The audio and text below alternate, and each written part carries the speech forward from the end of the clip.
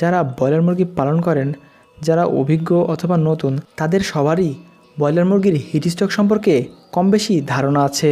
Broiler মুরগির সবচেয়ে বেশি লোকসান হয় এই হিট স্ট্রোকের কারণেই। হিট স্ট্রোকের কারণে মুরগি মরতে শুরু করলে আপনি মুরগি বিক্রি তো দূরের কথা, জবাই করারও হয়তো সময় পাবেন না। শুধু নতুন খামারিরাই নয়, পুরাতন খামারিরাও এই হিট স্ট্রোকের কবলে পড়ে যায়। কারণ হঠাৎই যদি পরিবেশের তাপ এবং জলীয় বাষ্প একসাথে অনেক বেশি হয়ে যায়, তাহলে অত্যাধিক গরম পড়তে পারে। আর এই সময় অনেক লোডশেডিং হলে খামারে যদি জেনারেটর ব্যবস্থা না থাকে, তাহলে মুরগির স্ট্রোকের সম্ভাবনা অনেক বেড়ে যায়। আজকের এই ভিডিওটিতে আমি ব্রয়লার মুরগির হিট স্ট্রোক সম্পর্কে আলোচনা করব। হিট স্ট্রোক কী, কেন হয়, এর কোনো প্রতিকার আছে কি নেই।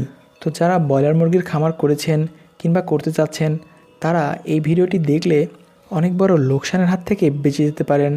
তাই ভিডিওটি না টেনে পুরোটা দেখার চেষ্টা করুন।